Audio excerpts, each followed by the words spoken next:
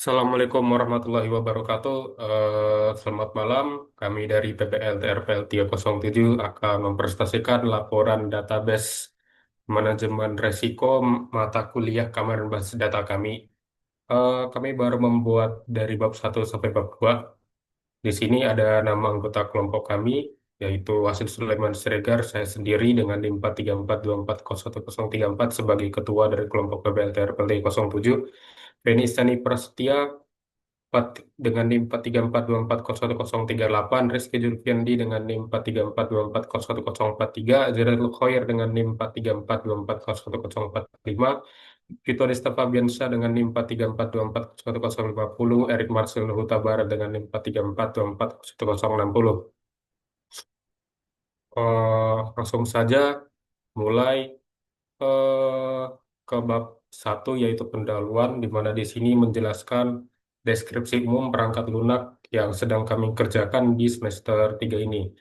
Nama aplikasi kami itu adalah aplikasi administrasi silau. Itu adalah aplikasi platform digital yang berbasis mobile tentunya, dirancang untuk membantu organisasi silau dalam melakukan inspeksi data cepat dan mengunduh dokumen-dokumen penting seperti dokumen keuangan dan dokumen kerjasama yang terkait dengan kontributor dan laporan pertanggungjawaban LPJ proyek. Nah, aplikasi kami ini ada versi webnya, dan aplikasi kami yang sekarang ini tuh berbeda dengan versi webnya, di mana aplikasi saat ini tuh memiliki fungsi yang difokuskan untuk memberikan akses cepat, praktis, dan fleksibel bagi penggunanya. Eh, dari aplikasi mobile ini, pengguna seperti Sila, unit kerjasama, dan jurusan itu bisa mencari dokumen, memeriksa status proyek, mengunduh file seperti quotation, invoice, kwitansi, dan kontrak kapan saja yang mereka mau. Dan sistem ini juga mendukung pemantauan hak akses manajemen agar Silau tetap dapat memantau terkait kebijakan halaman atau dokumen tertentu mana saja yang bisa diakses oleh seorang user pengguna. Nah, tujuan kami dari pengembangan versi mobile ini yaitu untuk mempermudah inspeksi dan akses dokumen secara real time, tanpa harus unit setelah itu membuka versi webnya, sehingga mendukung pengambilan keputusan yang lebih cepat dan meningkatkan prioritas lapangan. Di sini ada daftar teknologi yang kami gunakan, yaitu teknologi pertama, teknologi front end, di mana kami menggunakan framework UI Flutter dengan bahasa pemrograman Dart untuk platform mobile. Untuk bagian backend, kami menggunakan bahasa Python, frameworknya Flash, dengan arsitektur API, yaitu REST API atau RESTful API. Untuk teknologi database-nya, kami menggunakan MySQL, yaitu database yang bertipe relasi. Lanjut ke user story-nya, di sini user story-nya kami eh, mempunyai setidaknya 20 user story. Yang pertama itu adalah user story untuk fungsional fitur pertama, di mana user story-nya sebagai silau, jurusan atau unit kerjasama, mereka yang melakukan login ke aplikasi agar saya dapat mengakses sistem sesuai dengan akses saya. Kriteria, kriteria penerimaannya, pengguna dapat memasukkan username dan password, sistem memverifikasi kevalidan data. Jika valid, pengguna diarahkan ke dashboard sesuai perannya. Jika tidak valid, muncul pesan error. Sesi login tersimpan dengan aman menggunakan standar keamanan seperti asing. Lanjut, user story MF kedua, itu tentang fungsional fitur kami yang kedua, di mana user story-nya itu sebagai silau, jurusan, atau unit kerjasama, saya ingin melihat statistik proyek agar dapat memantau kondisi proyek secara keseluruhan. Kriteria penerimaannya ada 4. Yang pertama itu menampilkan grafik dan angka ringkasan proyek. Yang kedua, data sesuai dengan role pengguna. Data terupdate secara otomatis atau periodik. Yang terakhir adalah tampilan mudah dan dibaca responsif.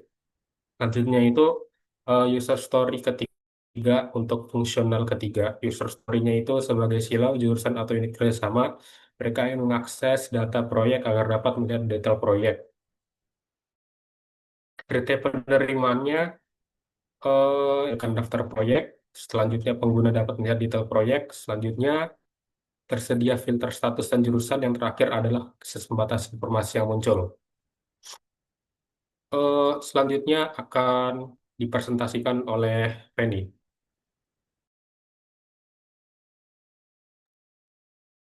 Baik, Selanjutnya, user story selanjutnya yaitu 6, 7, dan 8 itu berkaitan dengan dokumen keuangan, yaitu invoice, kwitansi, dan juga PO, di mana pengguna yang memiliki hak akses adalah Silau dengan kriteria penerimaan, daftar dokumen keuangan dapat tampil, detail terkait dokumen juga dapat tampil, dan yang terakhir file dokumen dapat terunduh. User story berikutnya yaitu 9 dan 10 berkaitan dengan dokumen kerjasama. Pengguna yang memiliki hak akses adalah Silau, unit kerjasama untuk PKS, kemudian Silau dan jurusan untuk SK, dengan kriteria penerimaan. Yang pertama menampilkan daftar dokumennya, yang kedua detail dokumen dapat terbuka, dan yang ketiga file dokumen dapat diunduh. Berikutnya user story yang ke-11 itu berkaitan dengan mengakses data mitra dengan pengguna yang memiliki hak akses yaitu Silau dan juga jurusan dengan kriteria penerimaan berupa yang pertama menampilkan daftar mitra dan yang kedua detail mitra itu dapat dilihat. Selanjutnya berkaitan dengan pengelolaan data pengguna dan juga hak akses, di mana pengguna yang memiliki hak adalah Silau dengan kriteria penerimaan. Yang pertama, Silau dapat melihat seluruh pengguna. Yang kedua, dapat membuat, mengedit, dan juga menghapus usernya. Dan yang ketiga, dapat mengatur role dan juga permissions. Terakhir, user story yang ke-13, 14, dan juga 15 berkaitan dengan data akademik, yaitu dosen, jurusan, dan juga CLX, yang dimana pengguna yang memiliki hak akses adalah Silau dengan kriteria penerimaan yang pertama menampilkan daftar akademik, dan yang kedua detail akademik dapat dibaca.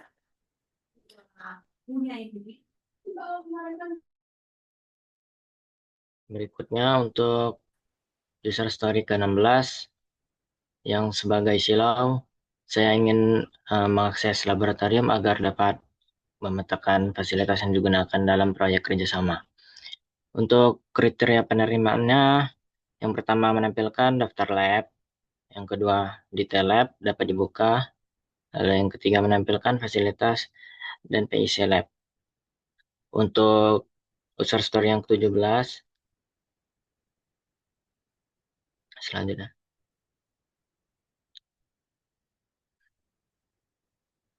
Sebagai Silau, saya ingin mengakses data tanda tangan agar dapat menghasilkan dokumen resmi dengan tanda tangan digital. Untuk kriteria penerimaannya, menampilkan daftar tanda tangan digital dan menampilkan informasi pemilik dari tanda tangan. Untuk user story yang nomor 18, sebagai pengguna, saya ingin mencari dokumen agar dapat menemukan file yang saya butuhkan dengan cepat. Kriteria penerimaannya, satu pengguna dapat memasukkan kata kunci, dua hasil pencariannya relevan tampil, yang ketiga ada filter berdasarkan jenis dokumen, tanggal, dan unit. Lalu yang terakhir, hanya menampilkan dokumen yang sesuai dengan hak akses. Untuk user story 19, sebagai pengguna, saya ingin mengunduh dokumen agar dapat menyimpan secara offline. Untuk kriteria penerimaannya, yang pertama, tombol unduh itu tersedia pada beberapa dokumen. Yang kedua, file dapat diunduh dengan benar. Yang ketiga, muncul pesan error jika file tidak ditemukan. Lalu yang keempat, akses download mengikuti role dari pengguna. Lalu mengajar fitur yang ke-20, yang terakhir, sebagai silau jurusan ataupun unit kerjasama, saya ingin melakukan logout agar sesi saya berakhir dengan aman. Kriteria penerimaannya, yang pertama, sesi pengguna terhapus setelah logout. Yang kedua, aplikasi juga kembali ke halaman login. Lalu yang ketiga, token autentifikasi dihapus juga. Lalu yang terakhir, tidak bisa kembali ke halaman sebelumnya tanpa login ulang. Lalu berikutnya, untuk skema basis data. Basis data dari aplikasi mobile Silau berjumlah 20 tabel. Lanjut berikutnya.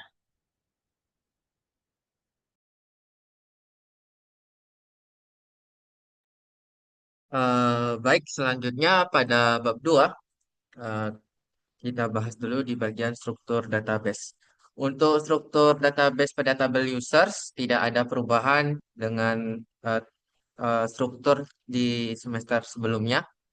Lalu di tabel selanjutnya,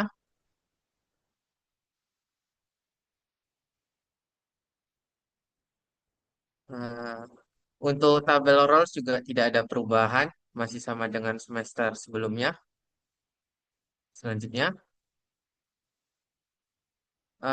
untuk tabel dosen juga tidak ada perubahan. Selanjutnya, untuk tabel jurusan dan data-data lainnya tidak ada perubahan.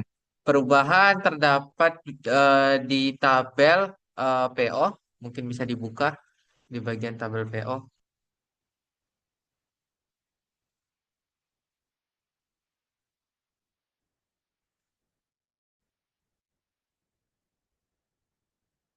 Hmm.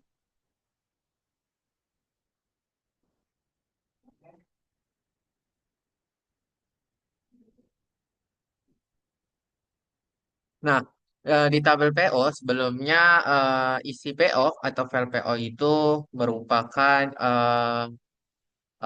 file yang akan menampung generate dari Tiny MCA. Namun setelah diskusi di sebelum masuk semester 3 ini dengan Manpro, ternyata PO ini menampung dokumen yang diinputkan oleh admin silaunya ke depannya, bukan generate ini MCA. Jadi langsung input PDF saja gitu. Lalu selanjutnya di tabel selanjutnya kita lihat. Nah, untuk invoice, receipt dan sebagainya juga masih sama untuk dokumen-dokumen lainnya, tidak ada perubahan. Kita lanjut scrolling saja untuk dokumen keuangan dan kerjasama, tidak ada perubahan dengan format yang 11-12 masih. Untuk tabel signatures, kemarin ini ada perubahan cuman pada panjangnya, ukuran dari eh, jumlah eh, panjang data yang bisa ditampung. Cuman yang misalnya IP cuman bisa nampung 16, kami ubah jadi 20 dan sebagainya. Tidak ada perubahan signifikan. Selanjutnya, untuk PKS juga masih sama. Dokumen keuangan tidak ada perubahan. Selanjutnya, dan kerjasama selain PO. Eh, Mungkin bisa dibuka tabel notifikasi. Jadi di semester kali ini untuk tabel kami yang sebelumnya 19 bertambah jadi 20, yaitu tabel notifikasi. Mungkin bisa dibuka tabel notifikasinya.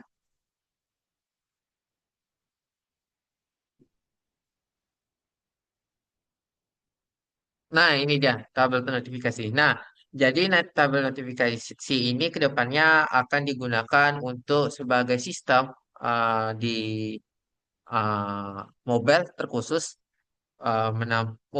akan menampung notifikasi dalam format substance dari tabel proyek jikalau ada perubahan status seperti proyek diajukan, di ACC atau selesai. Eh, Tabel ini nantinya hanya akan digunakan di aplikasi mobile. Untuk web tidak akan diterapkan. Namun jikalau memang ada kebutuhan ke depannya mungkin akan diterapkan juga di aplikasi webnya untuk Laravel. Jadi itu saja perubahan yang ada di tabel atau struktur database repositori kami. Perubahan sangat minim hanya perbaikan substance dan sebagainya, dan juga penambahan satu jenis tabel. Lalu kita bahas ke subbab selanjutnya, yaitu adalah rancangan akses kontrol atau authenticate authorize.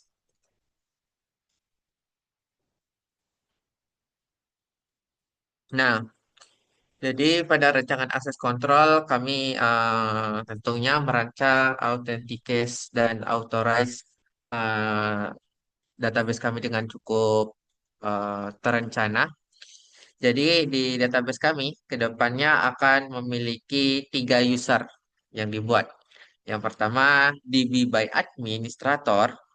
Jadi DB administrator ini akan digunakan pada aplikasi melakukan eh, production, produksi. Jadi pada tahap pengembangan, misalnya web Laravel untuk webnya, aplikasi webnya, kami akan menggunakan akun DB administrator ini, dikarenakan kami masih perlu untuk mengubah struktur tabel. Seperti kami mungkin akan menambahkan tabel baru atau mengubah jumlah value panjang suatu kolom tabel dan sebagainya. Lalu unsur kedua ada DB Up. DB Up ini, uh, mohon maaf, mungkin bisa scrolling ke atas dulu sebentar. Nah, sebetulnya DB DevUp ini nanti akan digunakan oleh Laravel, tapi di tahap eh, launchingnya yang sudah di server. Berbeda dengan administrator. Kalau administrator kita itu lebih bebas, kita bisa menerapkan teks prosedur, trigger dan sebagainya.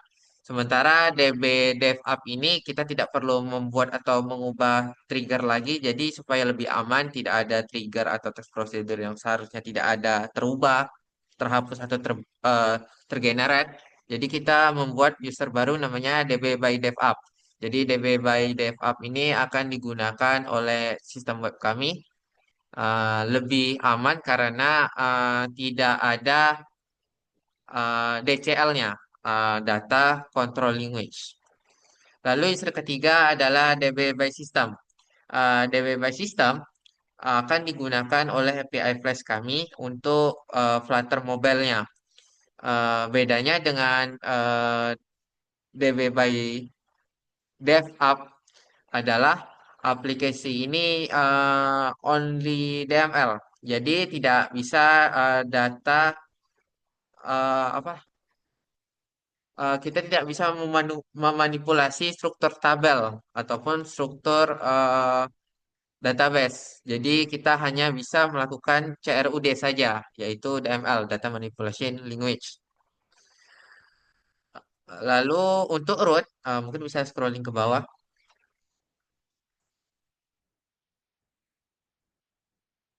Halo? Uh, untuk root, jadi pada tahap launching nanti kami tidak akan menggunakan root karena memiliki privilege yang terlalu administratif. Jika kredensialnya bocor, maka bisa cukup berbahaya. Karena juga root ini melanggar konsep security based praktek. Jadi root ini nantinya hanya akan digunakan untuk setup database seperti untuk menambahkan user-user tadi. Lalu hanya emergency recovery hanya ketika database administrator ternyata tidak bisa dipakai atau tidak bisa digunakan. Atau untuk membuat akun-akun user database lainnya. Oke, itu saja untuk subbab hak akses atau rancangan akses kontrol. Baiklah, selanjutnya pada bagian identifikasi risiko awal, di sini kami melakukan identifikasi terhadap berbagai risiko keamanan yang mungkin muncul pada sistem administrasi silau. Yang pertama itu ada risiko injection attack, meskipun tidak ditemukan tanda SQL injection karena sistem sudah menggunakan ORM seperti Laravel Eloquent dan SQL Alchemy, kami tetap mengklasifikasikannya sebagai risiko rendah. Hal ini karena setiap perubahan fitur di masa depan berpotensi membuka celah baru apabila validasi input tidak dilakukan dengan benar. Baiklah, yang kedua adalah broken authentication dan access control. Secara teknis, kedua platform sudah menggunakan middleware autentifikasi dan role-based access control, namun potensi masih bisa muncul jika terjadi kesalahan konfigurasi role atau jika token JWT bocor dan digunakan pihak tidak berwenang. Yang ketiga ada resiko data breach atau data yang bocor.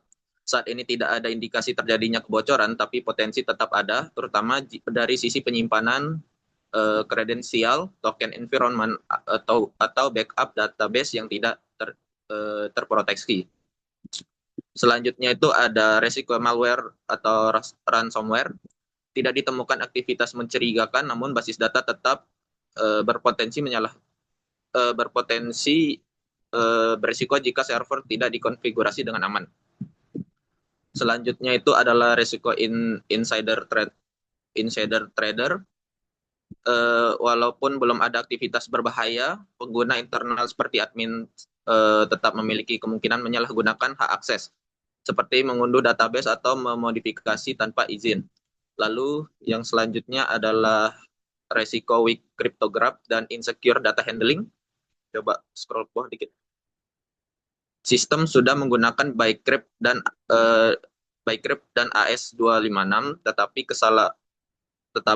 kesalahan implementasi atau penyimpanan KJWT di tempat yang tidak aman dapat menimbulkan celah. Selanjutnya adalah resiko third party dependency. Semua library yang saat ini kami gunakan itu masih terbilang aman, namun tetap harus menjalani vulnerability scanning rutin karena update library bisa saja membawa kerentanan baru. Selanjutnya adalah non-compliance terhadap aturan data pribadi. Saat ini belum ada pelanggaran, namun jika aplikasi memasuki tahap produksi dan menangani lebih banyak data sensitif, kepatuhan terhadap UU Perlindungan Data Pribadi perlu diperketat. Selanjutnya itu ada rencana auditing. Di sini kami membagi menjadi 2 tahap, yaitu audit selama pengembangan dan audit setelah aplikasi dirilis. Untuk tahap pengembangan, audit keamanan dilakukan di setiap fase. Pada fase requirement, kami mengidentifikasi kebutuhan keamanan database, termasuk resiko dasar seperti SQL injection dan unauthorized access. Tujuannya agar fitur keamanan sudah direncanakan sejak awal. Pada fase desain arsitektur, kami meninjau struktur database, relasi, dan desain akses kontrol. Kami memastikan prinsip least privilege ditetapkan dan semua query tetap menggunakan parameter binding untuk menghindari serangan injeksi. Saat implementasi, kami melakukan insecure code review, memastikan tidak ada raw SQL, memastikan konfigurasi environment tersimpan dengan benar, serta memastikan semua operasi database menggunakan ORM. Lanjut pada tahap integrasi modul, kami menguji setiap interaksi API dengan database menggunakan user yang punya privilege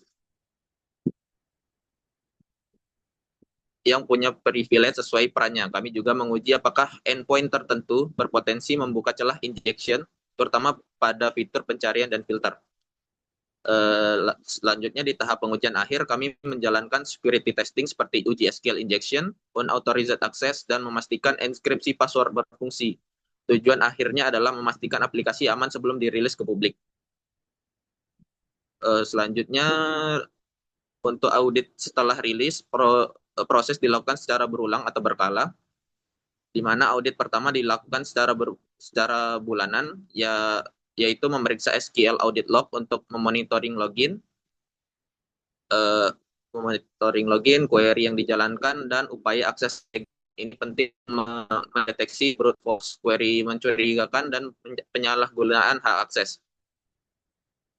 Audit berikutnya adalah pengecekan privilege database. Kami memastikan aplikasi tidak menggunakan akun root, memastikan setiap user hanya memiliki hak akses sesuai kebutuhan, dan melihat apakah ada akun yang tidak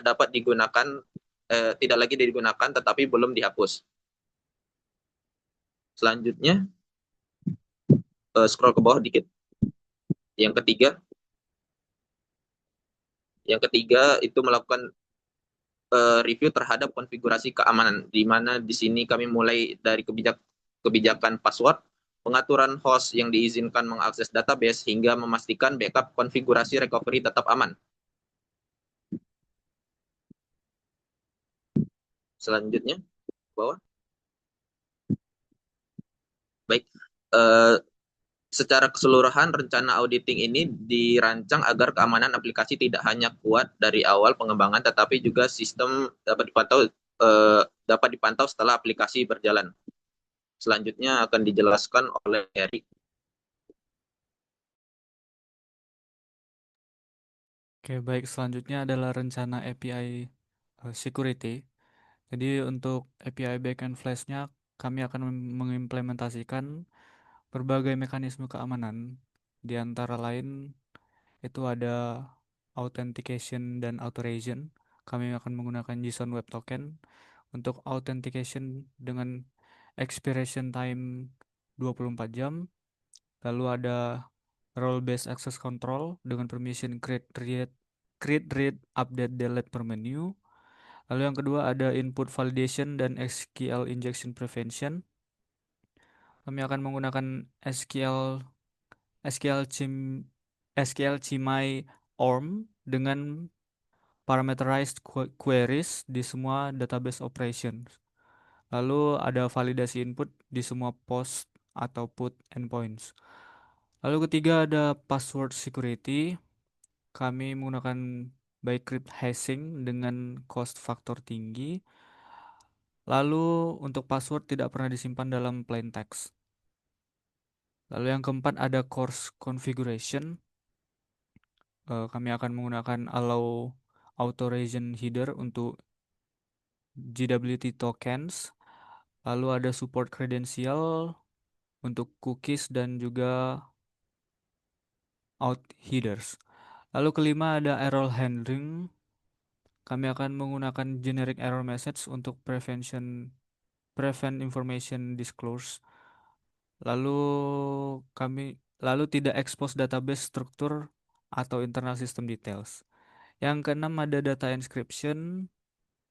Itu akan menggunakan support decrypt Laravel encrypted data. Lalu ada encryption keys di environment variables. Lalu yang terakhir ada file access control. Untuk file stored di private folder tidak bisa direct URL access dan validasi file existence sebelum send. Lalu untuk saat ini aplikasi menggunakan protokol HTTP untuk komunikasi antar Flutter App dan Flash API karena masih dalam tahap development di localhost. Lalu untuk keamanan developmentnya sendiri, untuk data transmisi terjadi di localhost, JWT token untuk authentication, password di hash dengan bcrypt sebelum disimpan. Untuk data sensitif seperti email di encrypt dengan AES256 CBC. Lalu untuk rencana productionnya, ketika aplikasi dideploy ke server production dengan domain contohnya tertera, kami akan menggunakan HTTPS dengan SSL atau TLS certificate. Lalu sertifikat dari certificate authority yang trusted, dan yang terakhir full end-to-end encryption untuk semua transmisi data.